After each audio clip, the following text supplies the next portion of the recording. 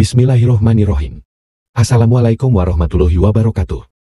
Alhamdulillah, wassalatu wassalamu ala rasulillah.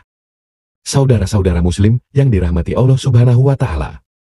Dalam video kali ini, kita akan mendengarkan penjelasan dari guru kita, Ustadz Halik Basalamah Hafizahullah, tentang alasan mengapa terdapat banyak aliran dalam Islam, mengapa ada perbedaan dalam ritual ibadah.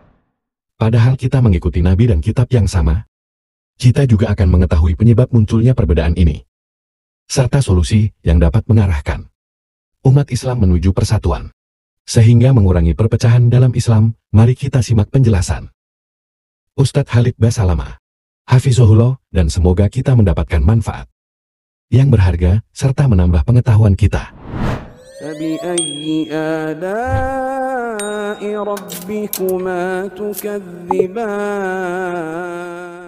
Sudah pernah saya jelaskan, Rasulullah SAW adalah guru kita. Sepakati dulu poin ini. Tidak ada guru bagi umat Islam siapapun yang syahadat kecuali Nabi Muhammad SAW. Ini disepakati dulu. Semua dai dan ulama adalah pewaris beliau. Artinya harus mewariskan ilmu yang beliau ajarkan. Apa yang diajarkan itu yang disampaikan ke umat. Yang tidak diajarkan mereka larang agar dikerjakan. Kan begitu mestinya. Ini kaidahnya dulu. Masalah kasus ada orang imam pimpin doa setelah sholat, jangan dibahas doanya. Doa adalah ibadah. Tapi begini, sebelum anda kerjakan satu ibadah, tanya, saya mau ziarah kubur. Jangan ziarah kubur sebelum anda tanya bagaimana Rasulullah SAW ziarah kubur, agar jangan anda buat-buat ziarah kubur itu. Adanya orang taruh kembang di kuburan, siram air, buat batu nisan, pasang lampu, baca zikir-zikir di sana, karena dia mau ziarah kubur semaunya sendiri. Tidak bisa. Anda muslim, punya kiai, punya Rasulullah SAW, suri tauladan kita, uswatun hasanah. Tanya Rasulullah ziarah kubur bagaimana. Rasulullah SAW dalam hadis Bukhari menziarahi kubur Baqi, datang, memberikan salam, mendoakan mereka, pulang. Nggak ada lagi yang lain. Nggak pernah Nabi SAW bawa kembang, siram kuburan karena sudah kering, padahal Madinah panas 50 derajat, pecah-pecah tanahnya. Ada istilah di Indonesia, kalau tanahnya pecah, kesian lagi diazab di bawah, kasih air, kasih kembang biar wangi, biar ditaruh kembang yang paling mahal. Kalau dia ahli maksiat tetap disiksa di bawah gitu kan. Jadi nggak bisa itu patokannya. Mau sholat, jangan pernah sholat dulu, tanya Rasulullah sholat bagaimana, belajar 5 menit bisa. Oh rukunya begini, sujudnya begini, sama, baru Allah terima. Tujuan Nabi SAW diutus untuk apa? Untuk dicontohi, diciplak hidupnya. Cara makannya, cara tidurnya, berpakaian, bahkan cara jalannya saja. Para sahabat contohnya, Nabi jalan begini. Bukankah ada hadis yang mengatakan, sahabat berkata Rasulullah SAW kalau jalan seperti orang turun dari bukit. Mereka sampai membahasakan itu. Rasulullah pernah keluar kepada kami, menyisir rambutnya dengan rapi ke arah sebelah kanan belakang. Ditunjukkan, gitu kan? Rasulullah SAW menyukai ini. Rasulullah SAW memakan dengan cara begini. Diajarkan kepada kita semua agar kita contohin. Yang jadi masalah bagi kita ini, kita selalu mau buat apa-apa yang tidak diperintahkan oleh Nabi SAW. Selalu alasannya baik. Sekarang kasus berdoa setelah sholat. Doa adalah ibadah, nggak ada masalah doa. Tapi kalau kita mau ikat antara sebuah ibadah dengan ibadah yang lain, tanya dulu, Rasulullah pernah ikat nggak? Pernah pertemukan nggak? Ziarah kubur dengan baca Quran. Ziarah kubur ibadah, baca Quran ibadah. Pernah nggak Nabi baca Quran di kuburan? Itu tanya. Nggak ada riwayat Nabi SAW pernah baca Al-Fatihah untuk orang mati atau baca di ayat Al-Quran. Datangkan dalilnya coba. Nggak ada satu hadis pun menjelaskan masalah itu. Lalu kenapa anda buat? Oh karena saya mau buat ibadah. Baik, ibadah yang Nabi ajarin. Salam, doain, selesai. Jangan lebih daripada itu. Masa anda lebih pintar dari Nabi Muhammad SAW? Habis sholat, memang paket yang Nabi tawarkan, yang beliau selalu kerjakan adalah zikir. Setelah sholat dengan zikir sholat yang sudah masyhur, istighfar, kemudian baca Allahumma antas salam, sampai membaca ayat kursi, al-ikhlas, al-falaq, an-nas, baca subhanallah, alhamdulillah, Allah akbar 33 kali, sampai terakhir baca digenapkan la ilaha illallah wahdahu la syarika. Selesai itu semua hadis Nabi SAW menjelaskan setelah sholat, Rasulullah SAW langsung berdiri. Memang beliau tidak pernah berdoa habis sholat waktu itu. Memang begitu. Bukan doanya yang jadi masalah, bukan. Karena Rasulullah tidak kerjakan, jadi kita tidak kerjakan. Saya tekankan dalam pengajian saya, kalau anda punya hajat berdoa, berdoalah setelah sholat ba'diyah. Insya Allah aman. Karena sudah lepas dari paket yang Nabi tentukan. selama Rasulullah SAW sudah mencontohkan dan memerintahkan sebuah perbuatan, ditentukan tempatnya, jumlahnya, waktunya, jangan pernah dilanggar. Habis sholat bacalah subhanallah 33, alhamdulillah 33, Allah Akbar 33. Jangan anda bilang saya bisa baca 100. Loh, Rasulullah suruh 33 kok. Ditentukan, jangan lebih pintar.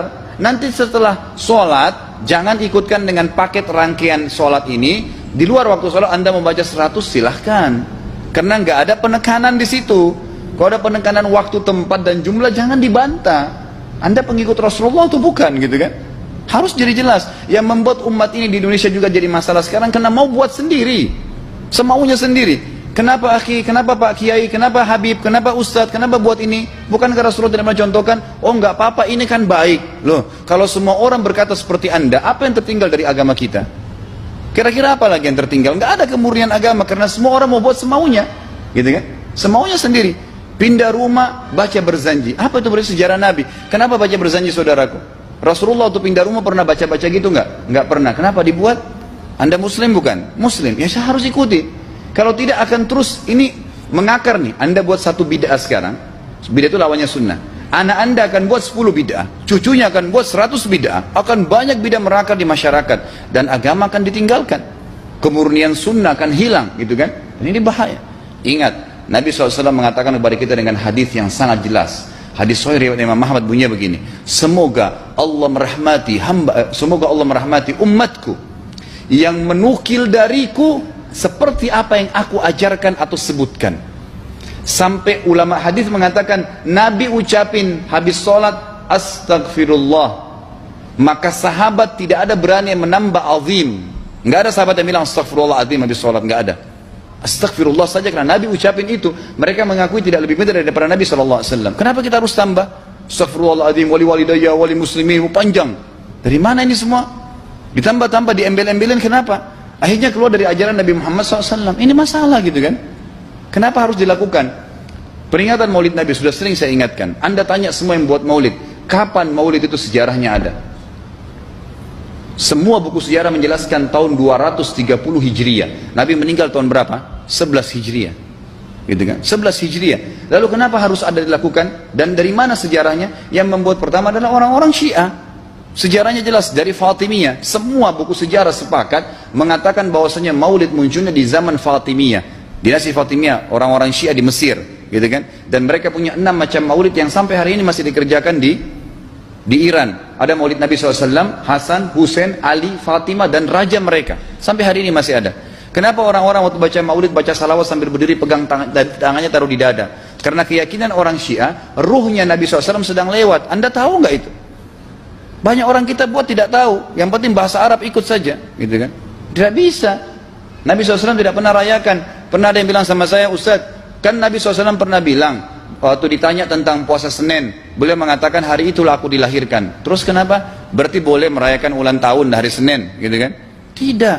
Nabi SAW cuma menginformasikan bahwasanya beliau lahir di hari Senin. Dan beliau tidak pernah ngumpulin sahabat untuk baca bersama-sama, merayakan hari lahir. Beliau tidak pernah. Kalau itu benar, Nabi nggak bakal tinggalkan kok. Ibnu Katsir rahimahullah, garis bawahi poin ini. Ibnu Katsir rahimahullah, dalam tafsir beliau, tafsir Quran Azim. Dan subhanallah Ibnu Katsir ini, kata ulama, hampir semua kalangan golongan itu banyak memakai banyak memakai buku beliau. Walaupun berbeda dari sisi pemahaman yang lain, tapi tafsirnya kebanyakan kembali ke tafsir beliau.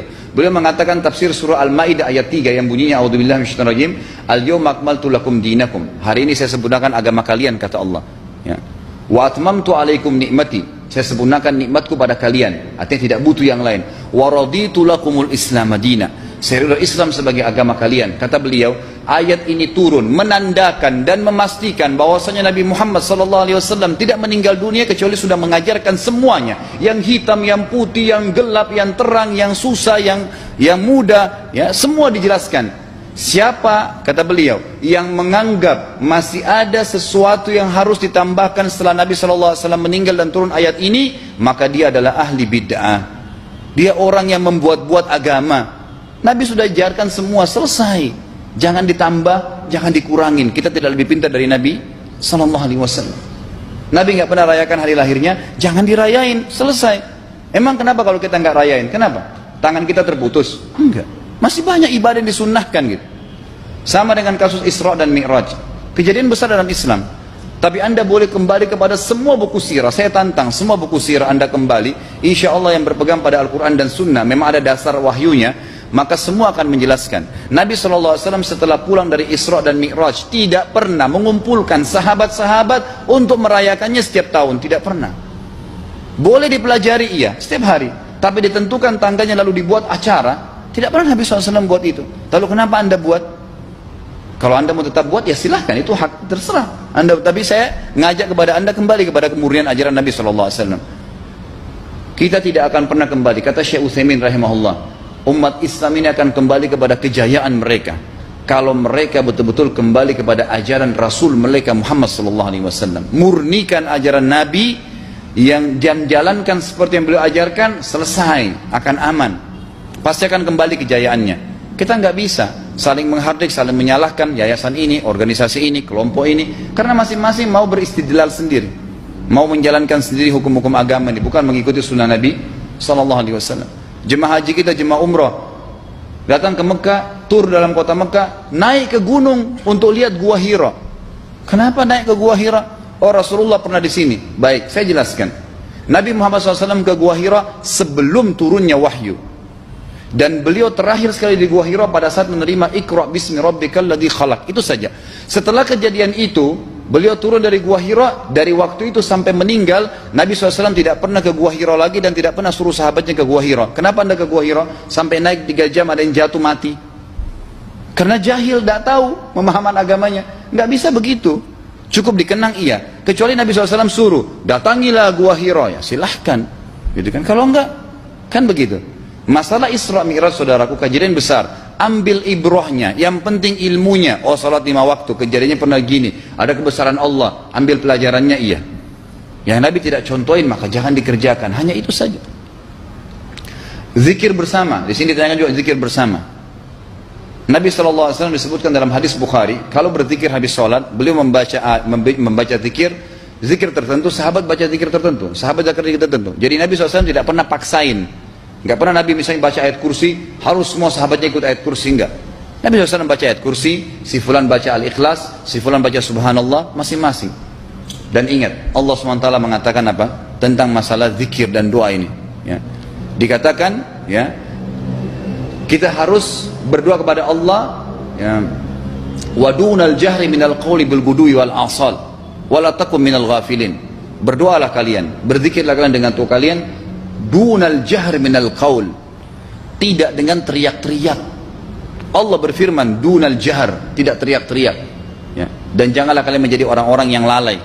Makanya pernah ada sahabat, waktu Nabi SAW berkata begini, dalam hadis Bukhari juga, waktu pulang dari salah satu perjalanan, kalau kalian sedang menukik, kuda, unta lagi menukik, bertakbirlah, bilang Allahu Akbar. Kalau kalian sedang turun, menuruni sebuah lembah, bertasbihlah, bilang subhanallah.